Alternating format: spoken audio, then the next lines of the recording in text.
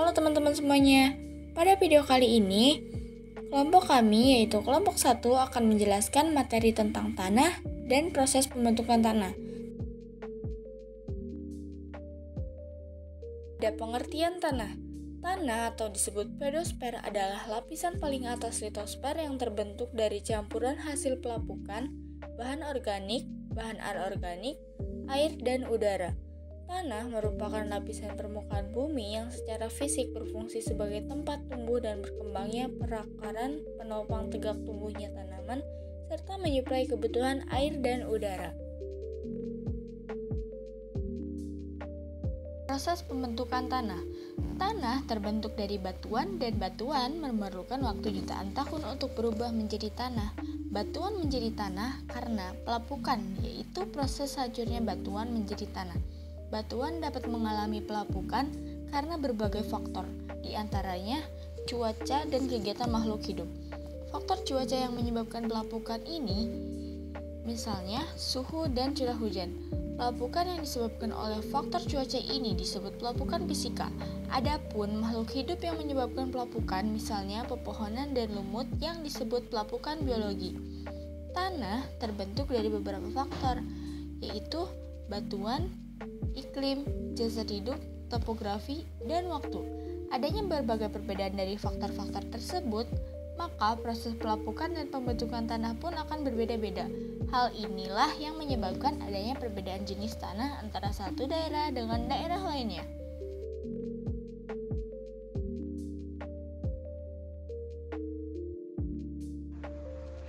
Faktor pembentukan tanah dapat diuraikan sebagai berikut.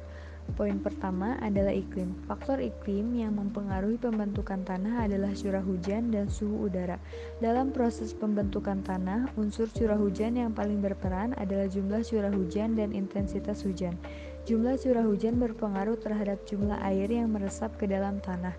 Jumlah air tersebut akan berpengaruh terhadap reaksi kimia yang terjadi di dalam tanah. Yang kedua ada organisme. Organisme atau jasad hidup yang berpengaruh terhadap proses pembentukan tanah adalah tumbuhan. Berikut pengaruh organisme dalam proses pembentukan tanah. Yang pertama adalah mempercepat proses pelapukan berupa pelapukan organik. Yang kedua, membantu proses pembentukan humus. Tumbuhan menghasilkan daun-daun yang nantinya berjatuhan di permukaan tanah. Daun-daun akan membusuk dengan bantuan jasa drainik atau mikroorganisme yang ada di dalam tanah. Yang ketiga ada bahan induk.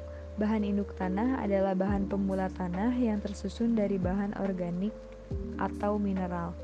Bahan induk dapat berasal dari bahan tanah yang terendapkan akibat proses transportasi dan dapat berupa batuan. Batuan dapat menjadi bahan induk karena akan mengalami pelapukan dan menjadi tanah. Tanah yang terdapat di permukaan bumi sebagian besar memperlihatkan sifat kimia yang sama dengan bahan induknya. Susunan kimia dan mineral bahan induk akan memengaruhi intensitas tingkat pelapukan dan vegetasi di atasnya. Yang keempat ada topografi. Topografi yang berkaitan dengan faktor pembentuk tanah adalah tinggi rendahnya lereng yang berpengaruh pada aliran permukaan.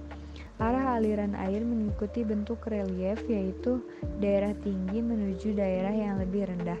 Hal itu akan memengaruhi pelapukan batuan dan tingkat erosi yang terjadi. Keadaan topografi suatu daerah akan mempengaruhi hal-hal sebagai berikut. Yang pertama adalah tebal atau tipisnya lapisan tanah. Daerah yang memiliki topografi miring dan berbukit, lapisan tanahnya lebih tipis karena tererosi. Daerah yang datar, lapisan tanahnya tebal karena terjadi sedimentasi. Yang kedua, sistem drainase atau pengaliran. Kemampuan tanah meloloskan air serta lama tergenang akan berdampak pada sifat kimia tanah. Daerah yang drainasenya jelek dan sering tergenang menjadi tanah bersifat asam. Yang kelima, ada waktu.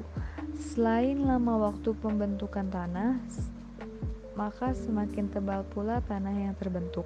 Waktu pembentukan tanah berbeda-beda tergantung pada bahan induknya. Tanah yang berasal dari bahan induk batuan keras memerlukan waktu yang lama untuk pembentukan tanah.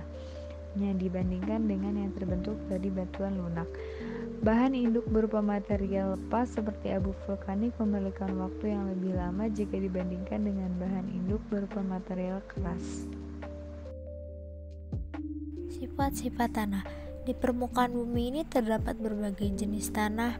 Masing-masing tanah terletak di tempat-tempat yang berbeda serta memiliki sifat yang berbeda satu dan lainnya. Sifat tanah dibedakan dalam beberapa kelompok, yaitu sebagai berikut. Sifat fisik tanah. Sifat fisik tanah merupakan sifat tanah yang dapat dilihat langsung oleh mata dan dirasakan dengan sentuhan.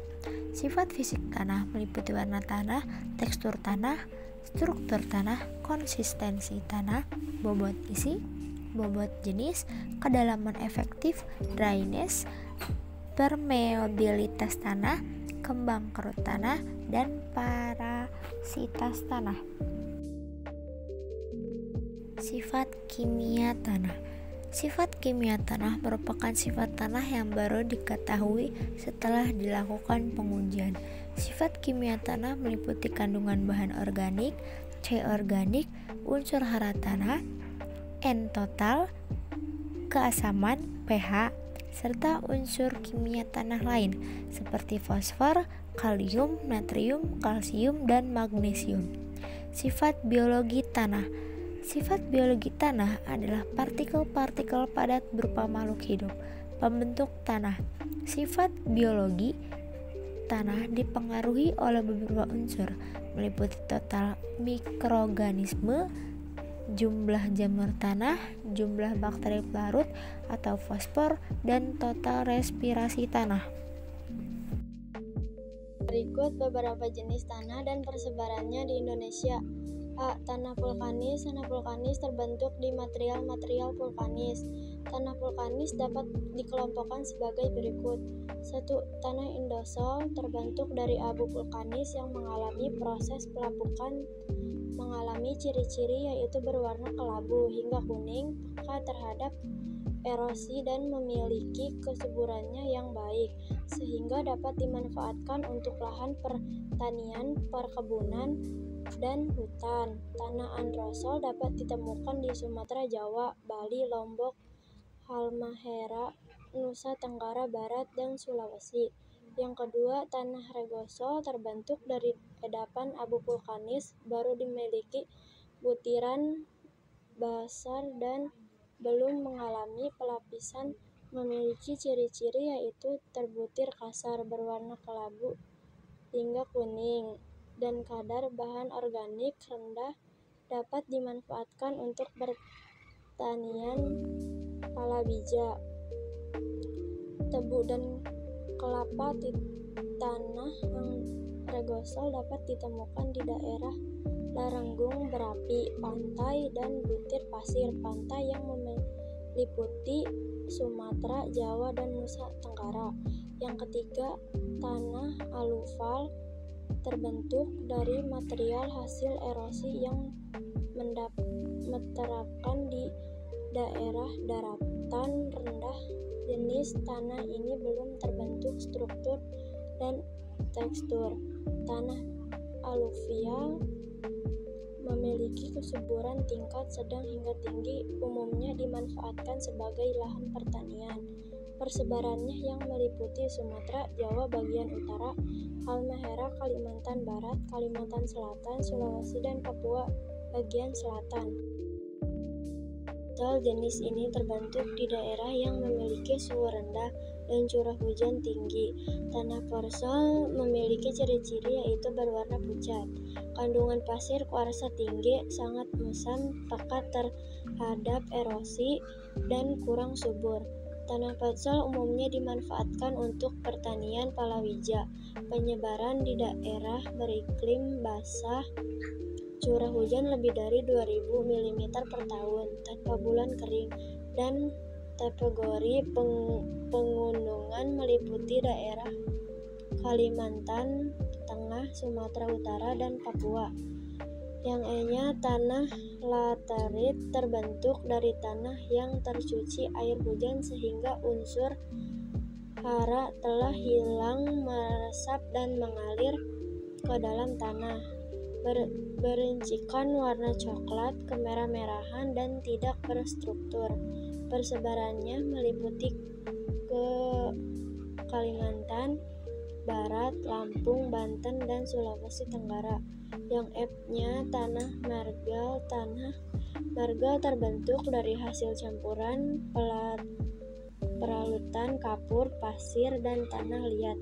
Karena pariwisata air hujan, jenis tanah ini tidak subur sehingga pemanfaatannya terbatas untuk hutan jati. Persebarannya meliputi Yogyakarta, Pariangan Selatan di Jawa Barat, Pegunungan Kendeng di Jawa Tengah, Kendiri, Madiun, dan Nusa Tenggara. Tanah terra rosa atau tanah kapur berasal dari pengendapan organisme laut yang terangkat oleh proses geologi. Tanah kapur dapat digolongkan menjadi 1. Tanah renzina, terbentuk dari pelapukan batuan kapur di daerah yang memiliki curah hujan tinggi. Bercirikan warna putih hingga hitam, kedalaman tanah yang dangkal, dan unsur hara yang rendah. Pemanfaatannya terbatas untuk paliwijaya dan hutan jati, tersebar di daerah Gunung Kidul, Yogyakarta. Kedua, tanah mediteran, terbentuk dari hasil pelapukan batuan kapur keras dan batuan sedimen lainnya. Memiliki ciri-ciri yaitu warna putih kecoklatan, keras, dan tidak subur. Dapat dimanfaatkan untuk pertanian lahan kering dan hutan jati. Persebarannya meliputi pegunungan Jawa Timur, Nusa Tenggara, Jawa Tengah, Sulawesi, Maluku, dan Sumatera. 5. Manfaat tanah. Tanah, tempat manusia berpijak, memiliki manfaat sebagai berikut. 1. Sebagai tempat tumbuh dan berkembangnya perakaran tanaman. 2. Penyedia kebutuhan primer tanaman, seperti air, udara, dan unsur-unsur hara. 3. Penyedia kebutuhan sekunder tanaman, seperti zat-zat pemacu pertumbuhan, seperti hormon, vitamin, dan asam organik. 4. Habitat biota tanah seperti organisme penggembur tanah, hama, dan penyakit tanaman. 6. Kerusakan tanah. Kerusakan tanah adalah menurunnya kemampuan tanah untuk dimanfaatkan yang disebabkan oleh pemanfaatan yang tidak terkontrol. Kerusakan tanah disebabkan oleh 2 faktor, yaitu faktor alam yang meliputi erosi, tanah longsor, dan pencucian tanah. 2. Faktor perilaku manusia, meliputi perusakan hutan, pertambangan terbuka, dan ladang berpindah. 7. Konservasi tanah. Untuk mencegah dan mengatasi kerusakan tanah dapat dilakukan dengan konservasi tanah. Upaya tersebut dilakukan dengan pemeliharaan dan perlindungan tanah secara teratur guna mengurangi serta mencegah terjadinya erosi atau terjadi perubahan secara kimiawi atau biologi dengan cara pelestarian. Metode konservasi tanah dibagi menjadi 3, yaitu sebagai berikut. A. Metode vegetatif. Metode vegetatif adalah metode pengawetan tanah menggunakan tanaman atau tumbuhan untuk mengontrol erosi akibat dari air hujan dan aliran permukaan. Ada beberapa cara pengawetan tanah melalui metode vegetatif, antara lain sebagai berikut. 1. Penanaman secara berbaris, merupakan cara cocok tanam dengan ditanam secara berselang-seling, memotong lereng atau garis kontur. Pada daerah yang hampir datar, jarak tanaman diperbesar. Pada kemiringan lebih dari 8%, jarak tanaman dirapatkan. Fungsinya untuk mengurangi kecepatan erosi dan mempertahankan kesuburan tanah. Kedua, penanaman berganda. Dikenal dengan tumpang sari atau tumpang gilir dengan tujuan meningkatkan produktivitas lahan dan penyediaan proteksi tanah dari erosi kinetik air hujan dan aliran permukaan. 3. Penanaman bergilir. Dikenal dengan rotasi tanaman, yaitu penanaman tanaman secara bergantian dalam satu lahan dengan urutan waktu tertentu. Penanaman satu macam tanaman secara terus-menerus dapat mengakibatkan hilangnya tanah oleh erosi. Keempat, reboisasi atau penghutanan kembali merupakan penanaman kembali hutan-hutan yang mengalami kerusakan dengan jenis tanaman tahunan. B. Metode mekanik. Metode mekanik adalah metode pengawetan tanah melalui teknik pengolahan tanah. Beberapa cara yang umum dilakukan pada metode mekanik yaitu sebagai berikut. 1. Pengolahan tanah menurut garis kontur, yaitu pengolahan tanah sejajar garis kontur. Metode ini mampu mengurangi laju erosi sampai 50% karena dapat menghambat aliran air dan memperbesar resapan air. 2. Pembuatan tanggul atau buludan, yaitu tumpukan tanah yang dibuat memanjang, memotong kemiringan lereng, fungsinya untuk menghambat aliran air permukaan, menyimpan air di bagian atasnya, dan untuk memotong panjang lereng pada tanggul dapat ditanami palawija. 3. Pembuatan teras, yaitu pembuatan teras-teras pada lahan miring dengan lereng yang panjang, fungsinya untuk memperpendek panjang lereng, memperbesar resapan air, dan mengurangi erosi. 4. Pembuatan saluran air. Saluran air digunakan untuk menghindari aliran yang terkonsentrasi sehingga aliran dapat diperlambat dan mengatur aliran air sampai ke sungai. C. Metode kimia. Metode kimia dilakukan dengan bahan kimia untuk memperbaiki struktur tanah. Struktur tanah merupakan sifat fisik yang menentukan erosi.